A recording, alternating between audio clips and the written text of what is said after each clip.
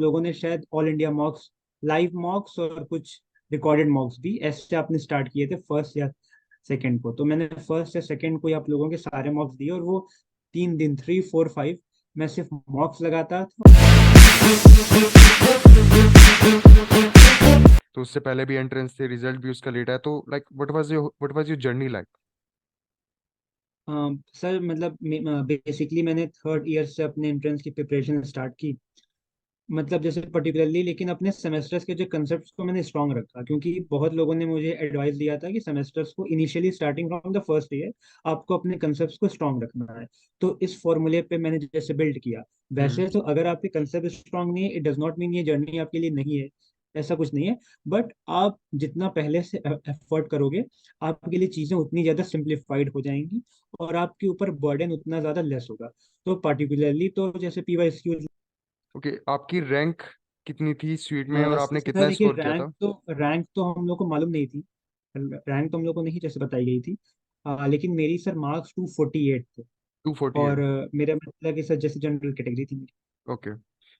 आपका तो तो सेकंड कैटेगरी में हुआ या आपका फर्स्ट कैटेगरी में, लाइक डीयू बेस्ड था? सर सर एक्चुअली फर्स्ट वाली कैटेगरी जो थी, जो कि नॉन ड्यू, जो कि सबके लिए ओपन है, हम्म उसका सर सेकंड थर्ड लिस्ट आते आते कट ऑफ गया था 240 या 242, नॉन ड्यू जनरल का। हम्म। तो सर मतलब बाय डिफॉल्ट मेरा फर्स्ट कैटेगरी में हो गया था, नॉन ड्यू ओके, वाले में। अच्छी है, ये तो बहुत अच्छी चीज़ है, आपका फर्स्ट कैटेगरी में हो गया। ओके, यस तो सर। आप आपने इससे पहले जैम की भी करी हुई थी या गेट की करी थी इससे पहले हाँ, सीयूटी? ये बहुत इंपॉर्टेंट चीज है कि बहुत लोग का टारगेट इंस्टीट्यूशन एक होता है, और वो ये गलती से पढ़ते हैं। ठीक है। हम्म। इवन तो आपका टारगेट इंस्टीट्यूशन कोई एक होगा, लेकिन मेरी पर्सनल सजेशन ये है कि आप जो भी टीयर 1 के बाद टीयर 2 और जो टीयर 3 में भी जो अच्छे इंस्टीट्यूट हैं, करेक्ट आप उन करेक्ट सारे करेक्ट। के एंट्रेंसेस दीजिए। उससे आपकी बहुत लेवल ऑफ प्रिपरेशन होगी। उस एग्जामिनेशन हॉल का जो 2 आवर्स से 3 आवर्स तक का जो इन्वायरमेंट होता है, आप उसके लिए अपने आप को अडाप्ट कर पाएंगे। आपका स्ट्रेस लेने का, प्रेशर लेने का, एग्जाम फियर का, रिवीजन की जो टैक्टिक्स है, वो आप सब सीखेंगे। तो starting from IIT JAM, IIT GATE and till last Madras school, हमेशा लास्ट में अपना एंट्रेंस होता है। MSc, yes. वहां से लेके मद्रास स्कूल तक, एमएससी तक, मैंने सारे एग्जाम दिए।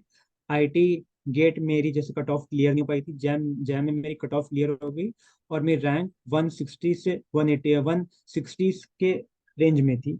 ओके। फिर उसके बाद मैंने अजीम प्रेम जी का एग्जाम, जो कि मार्च में था, फैब में गेट और जैम थे, मार्च में अजीम मार्च प्रेम में जी का अजीम प्रेम जी, एसयू था, एसएयू वो एसएयू। दिया था।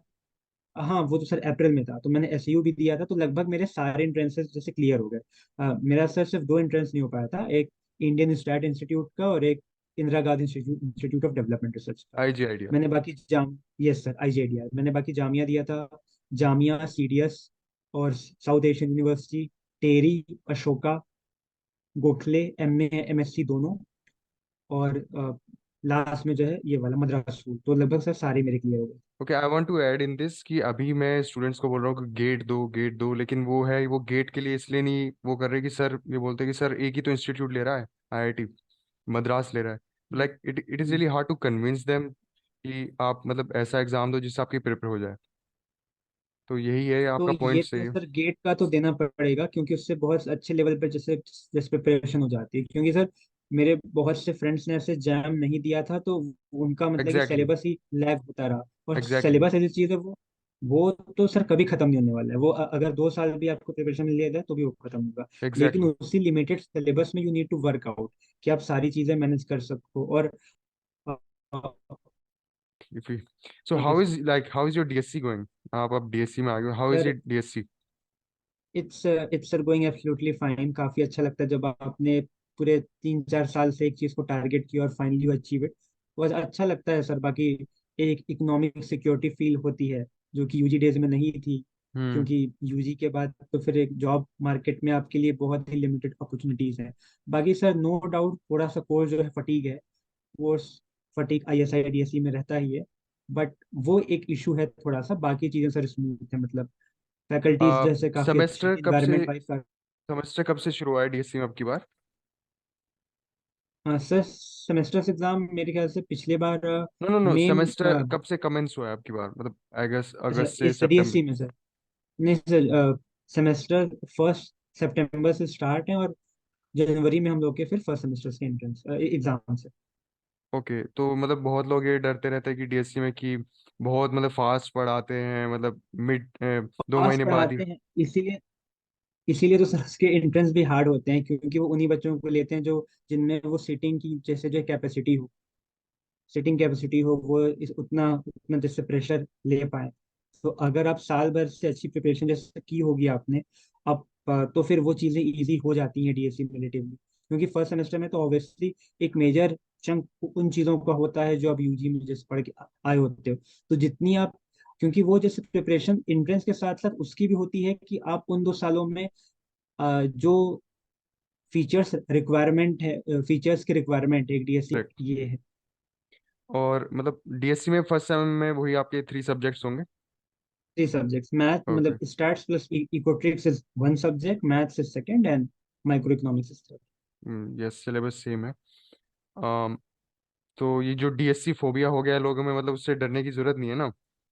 नहीं, डीएससी फोबिया से डरने की जरूरत नहीं है, क्योंकि अगर डीएससी आपसे बहुत सी चीजें डिमांड करता है तो इन रिटर्न भी आपको बहुत कुछ देता है। तो it's not just one way relationship की वो आपसे सब कुछ ले रहा है, आपको करेक्ट। उन 2 सालों के बाद बहुत कुछ देता भी है, तो it's a two way relationship. Yes. Okay, so मेरे को मैम ने बताया कि आप इससे पहले आपका जीआईपी में हुआ था।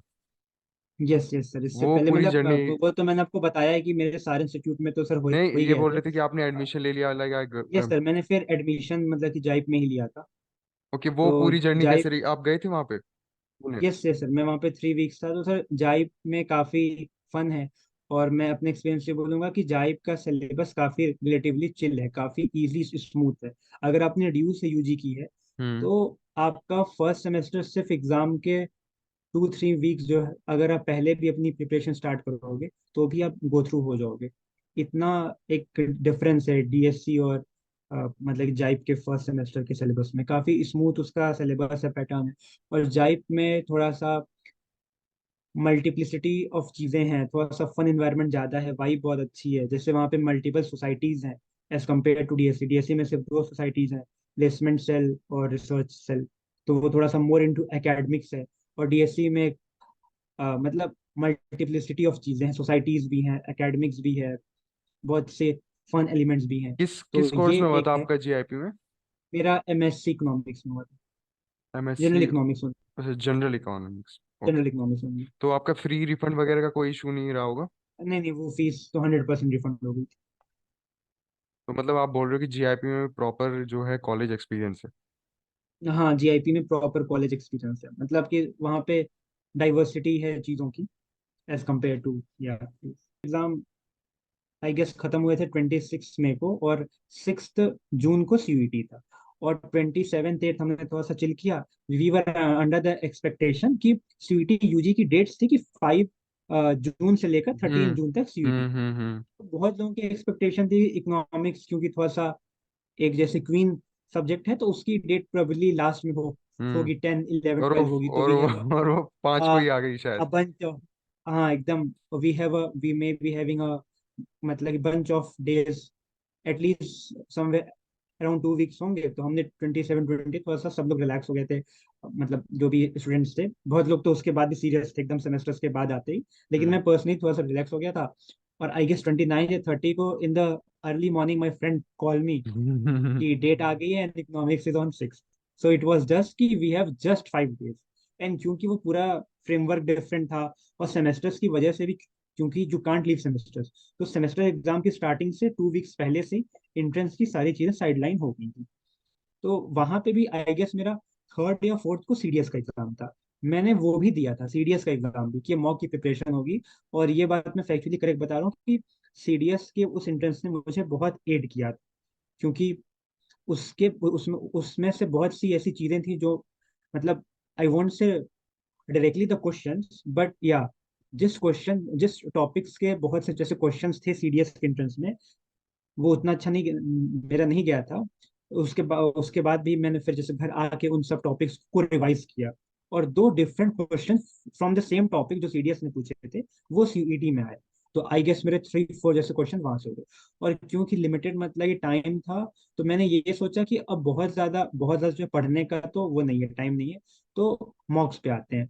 तो उसी टाइम पे आप टॉपिक्स को मैं रिवाइज करता था। हाँ, और मैंने मॉक्स के आपकी परफॉर्मेंस क्वेश्चन भी देखी थी, काफी। मतलब मॉक्स में आपकी ये थी 60 थी, फिर नेक्स्ट मॉक में आपकी 30 हुई, फिर 20, ऐसे गई आपकी परफॉर्मेंस। हाँ हाँ, फर्स्ट मार्क्स में लो थी, जैसे फर्स्ट मार्क्स में फर्स्ट वाले मार्क में कुछ अंडर 100 के आसपास थी, ये मुझे याद है। हम्म। वो सीडीएस के एक दिन जो पहले मैंने दिया था फर्स्ट मार्क, और सीडीएस के नेक्स्ट डे जो दिया था उसमें काफी अच्छी आई थी। तो वो जो है ना कॉन्फिडेंस बूस्टर मतलब की टाइप की चीजें थी। और बाकी यही है, मुझे जो सबसे इम्पोर्टेंट चीज लगी आपके मॉक्स की, कि मेरे सेक्शन ए की जैसे काफी चीजें हो गई थी, क्योंकि सेक्शन ए पे हमने लीस्ट फोकस किया था। तो जो इंग्लिश वाला सेक्शन था, क्योंकि सेक्शन ए में बेसिकली तीन चीजें थी, इंग्लिश, नॉर्मल सी जीके कुछ, और मैथ्स। तो इंग्लिश ने आपके वहां पे काफी हेल्प की थी। आपके मॉक से एक मुझे इंग्लिश में एक बूस्टअप हो गया था, क्योंकि इंग्लिश को मैंने बहुत ही ज्यादा नेग्लेक्ट कर दिया, मतलब सेक्शन ए को एज अ होल मैंने नेग्लेक्ट किया था, बट इंग्लिश को स्पेसिफिकली बहुत ज्यादा नेग्लेक्ट कर दिया था। तो वहां से एक मतलब इंग्लिश का आया। बाकी आपके मैथ्स वैथ्स के जैसे क्वेश्चंस थे वो काफी सीयूईटी के ही लेवल के थे, एक्सपेक्टेड थे, क्योंकि मैथ्स के जैसे क्वेश्चन जो ड्यूटी में थे वो काफी हाई स्टैंडर्ड के थे। हम्म। तो वो मॉक में उस उस जो है ना पॉइंट ऑफ मतलब कि टाइम पे काफी हेल्पफुल थी। और बाकी भी मैंने मतलब बीच बीच में भी जब भी आपके मॉक्स होते थे, लाइक मतलब जैम से पहले उसके पहले, वो सब भी मैंने मॉक्स बीच बीच में से लिए थे। लेकिन वो जो 3 डेज मॉक्स थे, और स्पेसिफिकली लाइव मॉक्स, उनमें फील डिफरेंट आया था। हाँ, तो वही वो है, एक लाइक चीज we are the like only institute जो लाइव मॉक्स देते हैं, मतलब लाइक थी। या वरना कुछ फायदा नहीं ना जब आप compete नहीं कर पा रहे। प्री रिकॉर्डेड या। Okay, so we are down to last two questions. कि one advice that you will give CUT, one only one advice अगर आपको देना पड़े If there CUT. will be only one advice, so it will be making a proper जो question bank, solving questions, क्योंकि concepts तो it's till infinity. हम्म। मतलब one advice is solving question, and second is also very important thing on which I must shed light. In my third year, I was just watching an old interview of some aspirant who had just cracked it to ISI. So उसने एक हम्म। बहुत important tip दी थी। उससे पूछा गया कि आप revision के लिए क्या इस्तेमाल करते थे, मैथ स्टैट्स में करिए। तो उसने बोला कि मैंने मैथ स्टैट्स के लिए प्रॉपर फॉर्मूले की बुक जैसे बनाई थी, एक थिन कॉपी टाइप की, बहुत हम्म। पूरा उसमें होल स्टोरी नहीं, क्रक्स ऑफ द स्टोरी। तो वो एक शॉर्ट ऑफ चीट शीट थी, क्योंकि बहुत बार होता है कि आपका एग्जाम और फॉर्मूलेज में हमेशा कंफ्यूजन रहती है, मैथ एग्जैक्टली। स्टैट्स में उनके कंसेप्ट। तो आप उन दोनों के ये ऑब्जेक्टिव अपने माइंड में रखकर कि हमें एग्जाम के 2 दिन पहले हम सब कुछ अपना पोथा नहीं खोल पाएंगे, तो सारी चीजों को क्रक्स में जैसे कंपाइल करने के लिए छोटी साइज ऑफ आप एक बुक, आप एक जैसे नोटबुक रखिए और उसमें मैथ स्टैट्स की चीजों को डाल दीजिए। वो एक बहुत इंपॉर्टेंट चीज, क्योंकि मैक्रो थ्योरी है आपको याद रहेगी, माइक्रो थ्योरी प्लस एक एनालिटिकल स्टफ आपको याद रहेगा, लेकिन मैथ स्टैट्स में यू नीड अ मल्टीपल कि आप एग्जाम के दिन पहले पेज पेज टर्न करें। तो वो दूसरी एक इंपॉर्टेंट चीज होगी।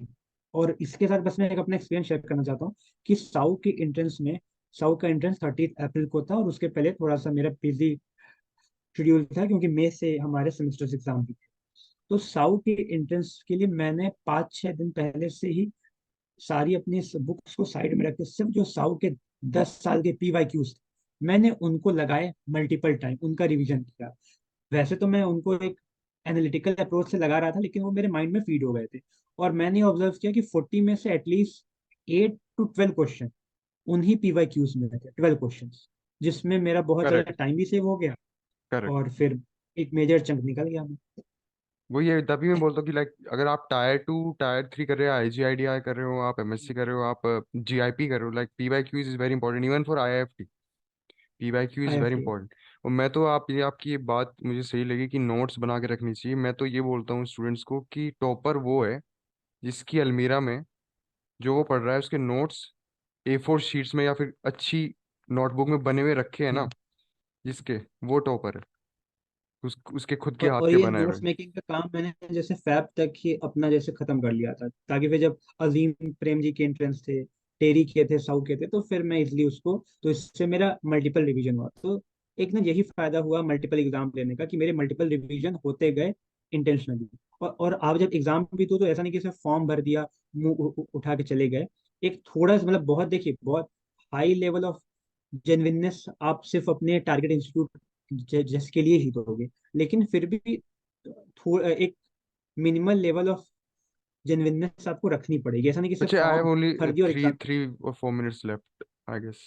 यस। ओके। तो ये मतलब एक मेन चीज थी कि जेन्युइननेस रखनी पड़ेगी। ओके सो आपसे मतलब बहुत अच्छा लगा बात करके। आपने मतलब आपकी भी जर्नी रही, मतलब जीआईपी से फिर डीएससी, आप पुणे गए, फिर आप वापस दिल्ली आए या अपने घर। लाइक या इट्स अ लॉन्ग जर्नी। और आपने, और सबसे ब्रिलियंट बात है कि आपने साथ में ही कर दिया, मतलब बहुत लोग रहते ड्रॉप या आउट करते हैं, अपने साथ में रहते रहते करा।